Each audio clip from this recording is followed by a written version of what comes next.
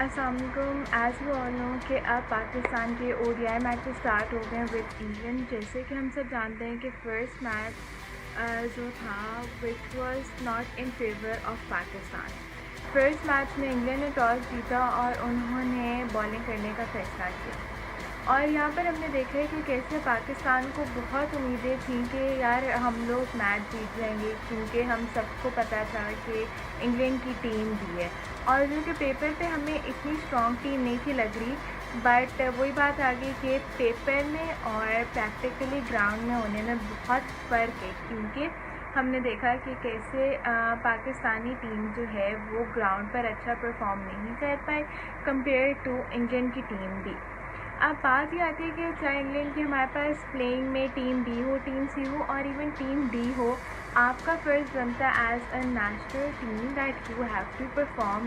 Nor आपके सामने कोई डोमेस्टिक टीम है या आपके सामने कोई भी टीम है, आपका फ़र्ज़ बनता है that you have to perform because you are representing a nation. अच्छा जी, अब बात करते हैं कि हमें क्या क्या मसले फ़ेस करने पड़ेंगे। तो जैसे कि हमने देखा है कि चाहे उनकी टीम भी है, उन्होंने ऑब्वियसली ग्राउंड पर उनके काउंटी मैचेस वगैरह होते हैं तो उनको पिच का बहुत अच्छे से पता है। उन्होंने बहुत अच्छे से पिच को एनालाइज किया, उस हिसाब से उन्होंने अपनी बैटिंग की, उस हिसाब से उन्होंने अपनी बॉलिंग की। और मेरे हिसाब से पाकिस्तानी प्लेयर्स की सबसे मेन वजह ये थी कि उन्होंने प्रॉपर पिच रीडिंग नहीं की, जिसकी वजह से उनको शॉट्स मारते हुए, जिसकी वजह से उनको बहुत ज़्यादा ड्रॉबैक फेस करने पड़े हैं। प्रॉब्लम ये आ जाती है कि हमने देखा है कि कैसे कल हमारी बैटिंग लाइन ने स्ट्रगल किया। फर्स्ट हमने देखा फ़खर जमान टिके रहे हैं, उन्होंने वो टिकते थे तो उनके साथ प्रिपेयर नहीं था सेट हुआ। फर्स्ट हमने देखा कि मामून हक गए उनके पीछे हमने देखा कि बाबर आजम चले गए, बाबर आजम गए तो हमने देखा कि रिजवान जो है वो हमें अपने वो जो एक हाइप वाली रिजवान है हमें वो नहीं नज़र आ रहे सैडली। लाइक लास्ट 2 PSL के मैचेस में भी नहीं नज़र आ हमें रिजवान अपने वो रिजवान वाले फॉर्म में आज कल के मैच में भी नहीं नज़र आए। इसके साथ साथ आगे बात करे जाए तो हम देखें कि हमारी बैटिंग की कोई भी आइडियल कंडीशन नहीं है। कोई भी प्लेयर मतलब प्रॉपरली ग्राउंड को एनालाइज नहीं कर पाता कि यार आखिर किस तरफ हम शॉट मारें, या कोई भी प्लेयर जो है वो प्रॉपर ग्राउंड पर ज़्यादा देर के लिए स्ट्रॉन्ग या स्टैंड नहीं कर पाता। कल अगर इसी तरह बात करें मैच में तो हमने देखा है कि सुहेब मकसूद जो हैं वो बहुत अच्छी फॉर्म में थे। कल उन्होंने बाउंड्रीज मारी, वो हुए रन आउट।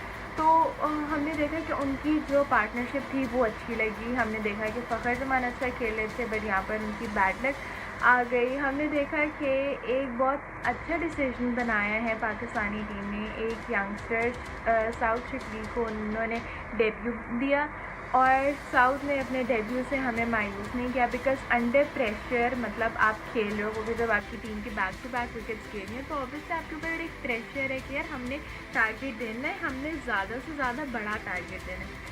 तो मैं समझती हूँ अंडर प्रेशर साउथ शकील ने बहुत अच्छा खेला है। उसके साथ साथ वही कि रिजवान का हमें समझ नहीं आ रही कि कौन से प्लेयर की मतलब क्या, या तो उनके माइंड में प्रेशर है या उन्होंने बहुत इजी टीम को लिया था, यार टीम दी है चलो क्या मतलब हम लोग लाइक विल डू इट। तो ये सारी ना स्ट्रैटेजीज़ हमें पाकिस्तानी टीम को देखनी होगी कि यार हमने पिच को प्रॉपर एनालाइज करने कि क्या मसले हैं, शॉट्स हम किस तरफ उठाएंगे, क्या क्या चीज़ें हैं तो हमारी बाउंड्री लगेगी, किस तरफ हम परफॉर्म करेंगे तो हम इजीली रन्स बना लेंगे। ये सारी बातें टीम को बहुत सोच समझ के करनी पड़ेंगी। दूसरी तरफ बात करते हैं प्रेशर की, मतलब जब ऑब्वियसली एक बैट्समैन जाते हैं, कैप्टन हो जाते हैं, हम पता है कि प्रेशर जो सारे वो रिजवान पे आ गए। जब रिजवान से मतलब फॉर्म को सारी रिजवान से उम्मीदें होती है तो हम देखते हैं कि रिजवान भी नहीं चलते और प्रेशर आ जाता है साउथ शकील के ऊपर। फिर हम देखते हैं कि कैसे सुहेब मकसूद आके उस प्रेशर को थोड़ा सा मतलब बैलेंस करते हैं, साउथ करते हैं और फ़खर जमान करते हैं। अगर बात ऐसे बैटिंग की होती है तो हमने देखा कि हमारा जो टॉप ऑर्डर था वो फेल हो गया। हमारे मिडिल ऑर्डर ने आके थोड़ा सा बस टीम को संभाला कि यार अच्छा बस ये है कि टारगेट दे दो, जो कि टारगेट बहुत कम था। Like they only gave a target of 141 in 35 overs. तो मेरे ख्याल में तो they were playing like T20 team, मतलब ODI समझ के खेल ही नहीं थे बिकॉज फर्स्ट बहुत शानदार बॉलिंग की उनकी तरफ से साकिब महमूद ने, जिन्होंने हमारी 4 विकेट्स ले ली। और वहाँ पर जब आके विकेट्स लेते थे तो समझ आती थी यार बस अब मैच हमारी फेवर में नहीं है, अब हम लोग उनके हाथ से मैच चला जाए। और इसी तरह हमने देखा है कि जो हमारे प्लेयर्स हैं ना, बॉलिंग लाइन की अगर बात करें तो हमने देखा है कि सिर्फ कल इंग्लैंड की एक विकेट आउट हुई है, जो कि आउट किए शाहीन शाह अफरीदी ने, जो कि माशाल्लाह अपने बहुत ज़बरदस्त फॉर्म में हमारे सामने नज़र आते हैं। अगर बात करें तो यहाँ पर मेरे ख्याल में प्रॉब्लम आती है लाइन और लेंथ। देखें, अगर बात आती है हारिस स्ट्रोक की, तो हारिस स्ट्रोक की पेस अच्छी है लेकिन लाइन और लेंथ में उनको प्रॉब्लम आ रहा है। उसकी निस्बत मेरे ख्याल में अगर हम मोहम्मद हुसनैन को मौका दें तो वो हमें डिसअपॉइंट नहीं करेंगे। उसके बाद हमने देखा है कि शादाब खान जो है वो अपनी प्रॉपर पोजीशन में नहीं सामने आ रहे एज अ वाइस कैप्टन, मतलब और as a captain of Islamabad United जो थे। शादाब की परफॉर्मेंस मतलब नहीं नज़र आई, ना उनकी बैटिंग में अप टू द मार्क नज़र आई, ना उनकी bowling up to the mark नज़र आ रही है। तो या तो ये कि शादाब की जगह पर उनको रेस्ट है कि they should include Usman Qadir अपने लाइक स्क्वाड में, प्लेइंग स्क्वाड में, या तो फिर उनको अब्दुल्ला शफीक को मौका देना चाहिए, बिकॉज आई गारंटी कि माशाल्लाह उन्होंने डोमेस्टिक में बहुत अच्छा परफॉर्म किया, तो वो भी साउथ की तरह मतलब हमें लेट डाउन नहीं करेंगे।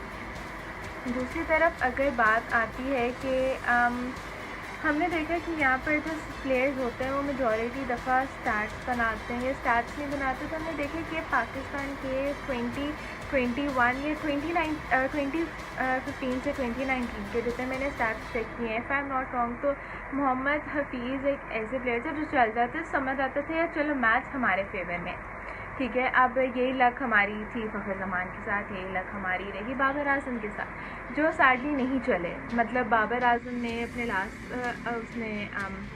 लास्ट जो टूर्नामेंट था उसमें भी नहीं चल सके। बाबर आज़म ने जो कराची किंग्स की तरफ से बहुत अच्छा खेला, और सैडली बाबर आज़म इस फर्स्ट मैच में भी नहीं चल सके। और फ़खर ज़मान ने बस मतलब आके अराउंड द कॉर्नर जस्ट अच्छी बैटिंग की, बट जो उनका एक माइंड एक सेट हुआ वह फ़खर ज़मान, मतलब जब वो आते हैं तो सिंगल हैंडेड मैच जिता देते हैं, वो भी नहीं होता। तो मैं समझती हूँ कि पाकिस्तान के पास ना इस टाइम एक स्ट्रॉन्ग फिनिशर की, या इस टाइम मतलब एक ऐसे प्लेयर की ज़रूरत है जो कि आके मैच फिनिश करे। तो वो हम देखते हैं कि बाबर आज़म के पास वो स्ट्रैटेजी है, लेकिन I don't know why Babar Azam वो स्ट्रैटेजी क्यों नहीं इम्प्लीमेंट करे। इधर ही इम्प्लीमेंट द स्ट्रैटेजी सून, और हमें उनसे बहुत उम्मीदें हैं, लेकिन लेट्स होप सो कि पाकिस्तान जो है वो अपना नेक्स्ट मैच जीते। और इसी के साथ जो फर्स्ट ODI था उसकी एनालिसिस आपके सामने है। Now coming towards our second ODI, हमने देखा कि कैसे पाकिस्तान ने टॉस जीत के बॉलिंग करने का फैसला किया, क्योंकि उनको था कि उनकी बॉलिंग लाइन स्ट्रॉन्ग हो जाएगी, जिसकी वजह से ये है कि वो इंडियन की टीम को बहुत कम रन्स के अंदर मतलब ढेर कर देंगे, जो हम समझते हैं कि वो करने में किसी न किसी हद तक सक्सेसफुल हुआ है, किसी हद तक सक्सेसफुल नहीं हुआ है। अगर हम बात करते हैं इंडिविजुअल परफॉर्मेंसेस की, या ओवरऑल अगर हम लोग देखते हैं मतलब सारी टीम की परफॉर्मेंसेस की, तो आज मैं समझती हूँ कि इधर से इंग्लैंड की टीम में से फिलिप सॉल्ट ने बहुत ज़बरदस्त इनिंग्स खेली, उन्होंने 60 रन्स बनाए हैं, और उनकी विकेट भी हमारे यंगस्टर्स साउथ ने लिए, जिन्होंने अपनी फ़र्स्ट इंटरनेशनल विकेट ली है। और उसके साथ मैं देखती हूँ कि और जो उनके बाकी प्लेयर्स हैं, लुइस, उन्होंने बहुत ज़बरदस्त खेला है। मतलब उनके प्लेयर्स जो थे, जेम्स, उन्होंने 53 रन्स किए, तो उन्होंने बहुत अच्छे एक समझदारी से मतलब उन्होंने ODI को एज ODI ही खेला है, जिसके बेसिस पर उन्होंने 200 का टारगेट दे दिया है, 247 रन्स का टारगेट दे दिया है इन 45.2 ओवर्स, और ड्यू टू बारिश ओवर्स रिड्यूस होकर दे वर 47। और इसी के साथ अब अगर बात करते हैं हम पाकिस्तान की बॉलिंग, तो हमने देखा कि पाकिस्तान की बॉलिंग में आज बहुत उम्दा किरदार जो है वो हसन अली लेके आए। हमने देखा कि लास्ट मैच में हसन अली नहीं थे, फिर लोगों ने उनको बहुत ज़्यादा किया था यार, मतलब नहीं चला, अच्छा ठीक है, ये वो लोगों ने उनके बारे में बहुत ज़्यादा बुराइयां की थी। बट जैसे कि हम सब जानते हैं कि हसन अली माशाल्लाह बहुत ज़बरदस्त फॉर्म में, और आज उन्होंने अपना लॉर्ड्स में नाम एक दफ़ा प्रिंट करवा दिया है, एक दफ़ा उनके बोर्ड पे लिखवा दिया है, क्योंकि उन्होंने आज 5 विकेट्स लिए हैं वो भी इन 9.2 ओवर, जिसकी वजह से उनकी इकॉनमी रेट है 5.46। उसके साथ हम देखते हैं कि इसी तरह हमारे 2 प्लेयर्स और भी विकेट्स हासिल करने में कामयाब हो गए। हमने देखा कि सऊदी ने 1 विकेट लिया, हारिस रऊफ ने 2 विकेट्स लिए और शाहीन शाह अफरीदी जो कि इस समय भी परफेक्ट फॉर्म में है, उन्होंने 1 विकेट ली। उसके साथ अगर बात करें, क्योंकि लॉर्ड्स में आपको पता है पहले भी हमारी टीम्स खेली हैं, तो उनको एक तरह से आइडिया होता है कि यार मतलब कैसे ऐसे मतलब किस शॉट को किधर मारना है, अगर आ रहा है तो उसको कैसे डील करना है, लाइन में मतलब प्लेयर्स में हमने देखा है कि उन्होंने इस चीज़ के ऊपर फर्स्ट ओडीआई से कंपेयर करके उन्होंने इसके ऊपर काम किया है।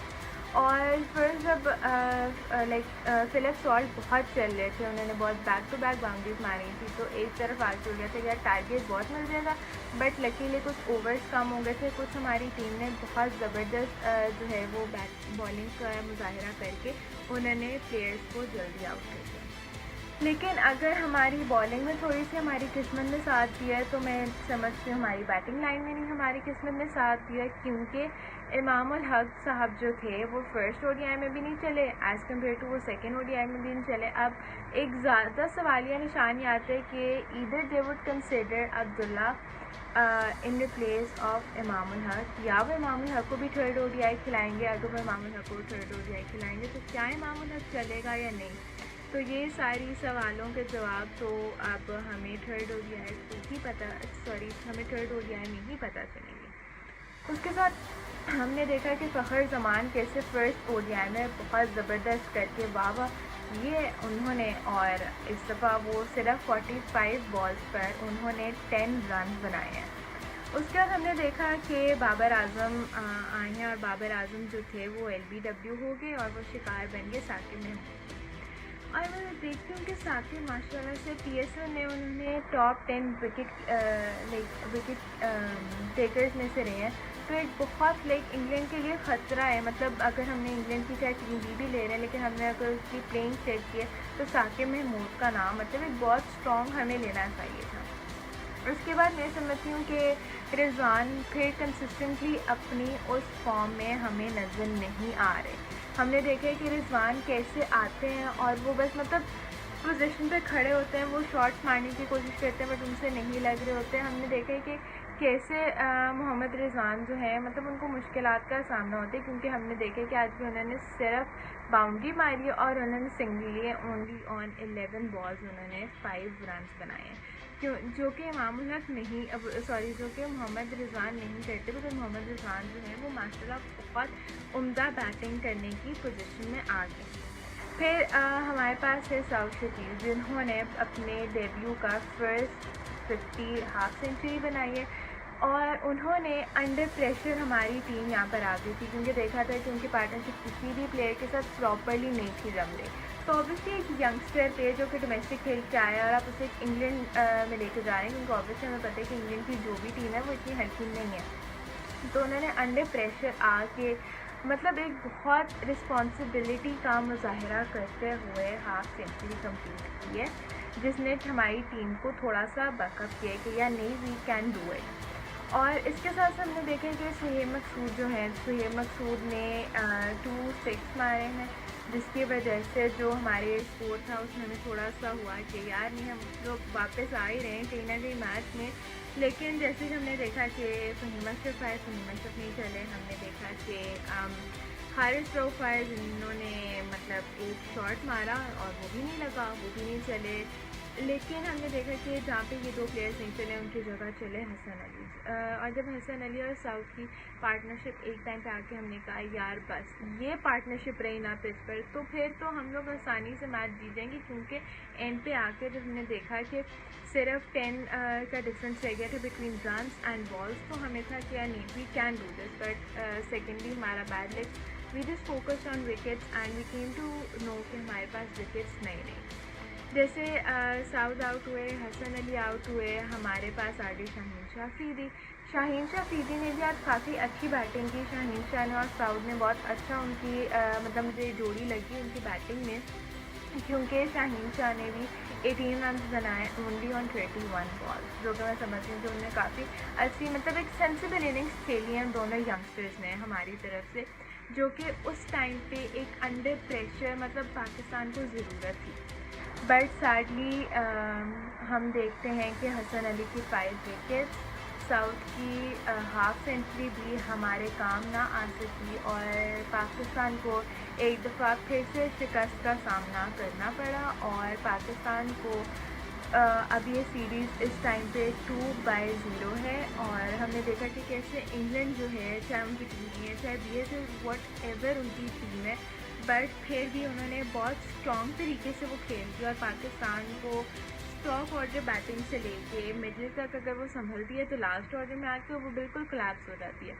अगर उनकी बॉलिंग में 2 प्लेयर्स चलते हैं तो उनकी बॉलिंग में 2 प्लेयर्स वो भी हैं जो कि लाइन और लेंथ का निधान रखते हैं। इस सब चीज़ों को लेके पाकिस्तान को जो थर्ड ODI है उनको बहुत सोच समझ के बनाना चाहिए कि आइदर उनको इमामुल हक रखने चाहिए। अब जैसे हारिस स्टोक्स ने फर्स्ट परफॉर्म नहीं कर किया बट आज के मैच में उन्होंने परफॉर्म किया। अब मतलब उनको बहुत सोच समझ के अपनी टीम बनानी है, क्योंकि आज हमने देखा कि आज के मैच में भी साकिब महमूद ने बहुत अच्छा परफॉर्म किया, लुइस ने बहुत अच्छा परफॉर्म किया जो कि 3 विकेट्स लेने में कामयाब रहे।